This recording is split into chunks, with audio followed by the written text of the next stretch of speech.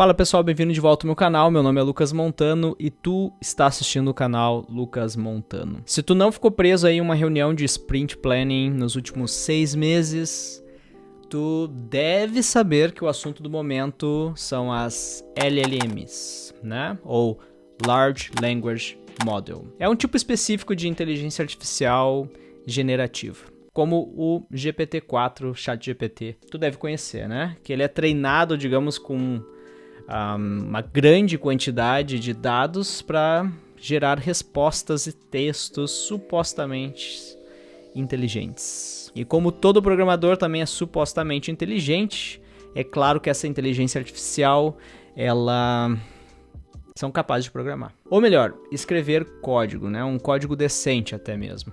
Talvez mais decente até que o teu código, né? Tendo em vista que o ChatGPT tem escrito documentação em teste unitário. E aí temos aqui uma questão muito relevante. Se a IA vai trazer mais eficiência, porque, claro, todos nós sabemos que a máquina nunca falha, isso significa que a gente precisará de menos seres humanos para produzir o mesmo que a gente produz hoje. Que dilema! Deixar a superprodução rolar ou simplesmente substituir as pessoas por máquinas. Eu me pergunto como ninguém pensou nisso antes. Sam Altman, né, o prodígio menino da Y Combinator, que está por trás do ChatGPT e provavelmente a futura pessoa mais rica do mundo, ele tem falado sobre UBI, né, ou renda básica universal. Porque é claro, quando tu é um programador entusiasta em inteligência artificial, tu naturalmente se torna também um especialista em política social e economia, né? Mas o que o Sam Altman diz ali é que ele acha que é bom forçar a questão de automação de trabalhos pelos quais não estamos dispostos a pagar tanto. A longo prazo, ainda acho que esse é o enquadramento errado e provavelmente precisaremos de algo como UBI. Então, basicamente aqui ele tem tweetado, mas ele tem falado sobre isso há muito tempo já, sobre renda básica universal. E ele também falou que quer que a IA faça coisas que os humanos não conseguem, né? Como, por exemplo, ter paciência para fazer pair programming. E o ChatGPT, na verdade, ele virou o rubber duck, né, dos programadores. Se tu não sabe, o rubber duck debugging é uma maneira simples, porém eficaz, de ajudar aí os desenvolvedores a analisar e resolver problemas no código. E basicamente, a gente pode resumir como aquela situação onde quando tu vai pedir ajuda pro teu colega, ao explicar o problema em voz alta, tu acaba encontrando tu mesmo a solução. E eu gostaria que fosse assim com o ChatGPT, mas na real tem muita gente apenas copiando e colando a solução que o GPT tem gerado, né? E nada de novidade, a gente já fazia isso antes com o falecido Stack Overflow. Lembra? Tu lembra daquele site que todo mundo postava as dúvidas, mas ninguém respondia as dúvidas dos outros? Então, enfim, o Sam Altman, ele escreveu um artigo chamado Moore's Law for Everything, né? Seria a lei de Moore para tudo. E ele prevê que, usando a bola de cristal dele, infalível, né, que em menos de 10 anos a inteligência artificial ela poderia gerar riqueza suficiente para pagar a cada adulto dos Estados Unidos $13.500 por ano. Uau, Sam! Obrigado aí por pensar nos Estados Unidos. Mas será que tu não esqueceu do resto do mundo, né? E sim, né? Essa é uma das grandes questões. Cada país vai precisar lidar com essa evolução de uma forma diferente. Porque, sabe, nem todos os países são iguais, né? Nem todos temos a mesma quantidade de especialistas em programação, entusiastas em inteligência artificial e futuros bilionários aí para resolver os nossos problemas sociais e econômicos. Mas então, a Itália, ela decidiu simplesmente bloquear o ChatGPT. O que faz sentido em termos de pressionar a empresa a esclarecer alguns pontos do GDPR, né? Também é uma ótima maneira de, sei lá, impulsionar o mercado de VPNs, né? Porque todo mundo adora contornar restrições. Isso a gente é bom. Principalmente os brasileiros, né? Tenho visto cada histórico de mensagem do ChatGPT. Muito engraçada. A IA não tá preparada pra gente, eu acho. Mas e sobre os documentos vazados da Samsung, né? Confidenciais ainda. É uma pena, assim, que alguém tenha confiado a IA pra revisar informações tão sensíveis, né? E a OpenAI, ela diz que não usa dados do chat para treinar o GPT. Mas de alguma forma esses documentos escaparam, o que eu acho realmente surpreendente.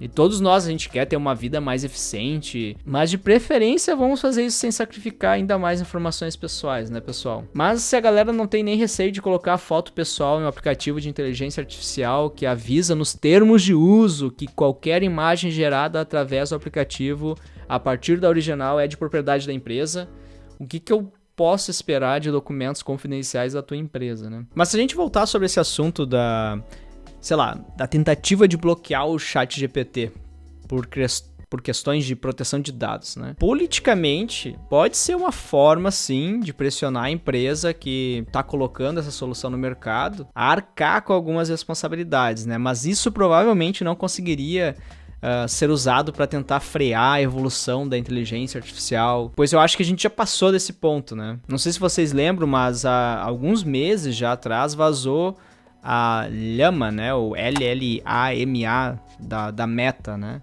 Que seria a inteligência artificial ou o modelo de linguagem super poderoso da Meta, né? E tu mesmo aí agora tu pode pegar o teu notebook e fazer igual o Felipe fez, cara. Rodar um modelo de linguagem no teu computador. Não tem mais como frear, entendeu? E aí o Elon Musk vai lá e pede 6 meses de pausa. E pra mim isso é no mínimo ingênuo, né? E por falar nisso, aí passou algumas semanas e ele anunciou a nova empresa dele, a xAI, né? O Elon Musk founds New AI Company, né? Então ele ali fundou uma nova empresa de inteligência artificial em Nevada. Enfim, o mais legal foi a resposta do Sam Altman para esse tweet, né? Concerning, diz ele. Ele diz basicamente assim, é preocupante, né? Porque o Elon Musk tá sempre falando que o que a OpenAI tá fazendo é preocupante, mas por que não fazer igual, né? E na realidade é isso que vai acontecer, né? Vai acontecer uma corrida. E se a gente quiser mesmo evitar algum evento catastrófico, né? Teria que puxar o plug mesmo, né? Mas como é que tu pode fazer isso? Como é que a gente poderia puxar o plug? Literalmente, né? Ir lá e ir puxando o plug. Toda vez que a IA sair do controle, vai lá no servidor e puxa o plug e desconecta ela da intranet, da internet. Ou tu pode também controlar através das GPUs, né? Inclusive tá até circulando na internet um log de mensagem onde a NVIDIA, ela avisa que percebeu que o usuário estava tentando rodar, carregar, né, um modelo, um LLM, modelo de linguagem generativa no computador, ou gerativa, acho que dá para falar das duas formas, e queria mandar alguns registros ali para fins de pesquisa e segurança. Não se sabe ainda se essa mensagem é verdadeira, né? Mas sim, de fato seria possível a NVIDIA bloquear alguém de subir uma LLM na máquina. Isso é possível, só que bloquear em um país, bloquear um hardware de um fabricante seria apenas uma tentativa, né? Não uma solução. Porque nesse caso seria só mudar por uma GPU, sei lá, com base na AMD ou Intel, ou até mesmo fazer um build customizado aí dessas máquinas de minerar cripto, ASICs. Então, tá, Lucas, tá. Mas como que a gente pode evoluir, então, na nossa profissão de programador? Porque é por isso que eu cliquei nesse vídeo, né? E eu posso dizer pra ti que antigamente a gente furava cartão pra programar. Literalmente, a gente furava uns cartões pra programar. Isso que era programação, né? Por que não no futuro a gente vai apenas dar comandos pra uma inteligência artificial?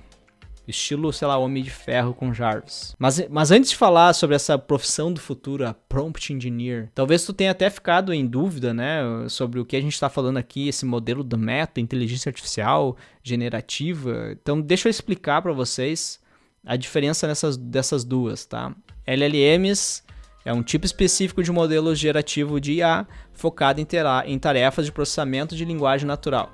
E os modelos gerativos de IA, como uma categoria mais ampla, podem gerar vários tipos de dados, não só texto, como imagens, áudio e vídeo, né? Mas vamos falar do Prompt Engineer. Esses Prompt Engineers seniors aí que já estão ganhando muito dinheiro, né? Esse tweet é muito bom, esse meme aqui, né? Se tu não tá trabalhando em múltiplos empregos remotamente com ChatGPT, tu tá deixando dinheiro na mesa. Eu acabo de finalizar o meu setup aqui em casa para trabalhar em 10 diferentes trabalhos remotos, né? Eu pessoalmente não estou com medo da IA tomar o meu emprego. Assim como a gente tem programadores aí que sabem utilizar o Google de forma eficiente, eu acho que a gente vai ter programadores que sabem utilizar o ChatGPT de forma eficiente. Esses vão ser os que vão tirar mais proveito nos próximos anos dessa nova ferramenta, né? Assim como tem gente que fez um curso de digitação, datilografia, vai ter gente também comprando curso de Prompt Engineer. Eu acho que tu não precisa disso. Vai ali e testa o ChatGPT e vai usando no teu dia, sem vazar informação pessoal de preferência, né? Mas eu acredito que, tipo assim, a gente vai sim, nos próximos anos, ser mais eficiente usando a ferramenta como ChatGPT, Copilot X, mas o caminho natural vai ser dar mais poder para o usuário final. E a partir desse momento aqui, talvez tu comece a ficar um pouco preocupado, né? Mas espera que no final vai dar tudo certo. E eu concordo, por exemplo, com esse tweet aqui, que diz que a IA não vai tomar o teu emprego, né? Mas uma pessoa usando o ChatGPT vai. E já existem projetos gerando resultados satisfatórios, onde a IA generativa, ela recebe como input o seu próprio output, né? E executa tasks até que entra em um loop ou chega no resultado esperado. O AutoGPT, Baby AGI, que estão chamando, né? Então, praticamente, tu já consegue até pular um pouco essa etapa de Prompt Engineering, porque a IA recebe o input inicial, um objetivo, e ela mesmo pergunta para si mesma como concluir aquele objetivo, e dado a sua resposta, ela divide em subtarefas para criar outras tarefas, e ela vai fazendo isso se retroalimentando com o próprio output dela. E tem gerado resultados, né? Tem até um agente GPT, já que tu consegue testar isso numa versão beta no teu próprio browser, né?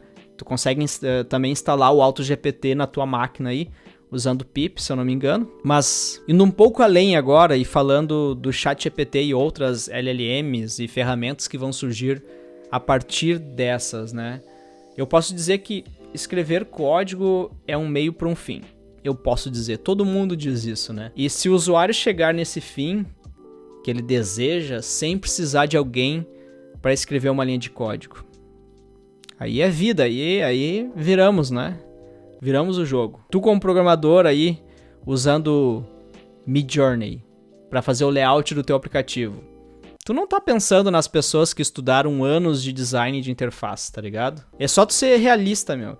Se tu fosse agora publicar um aplicativo ou um site, uma landing page tua, provavelmente tu não ia contratar um copywriter. Tu ia usar uma IA gerativa ou generativa, enfim, tu ia usar uma IA para gerar os textos do teu aplicativo, do teu site. É simples assim. E o que eu quero dizer com isso tudo?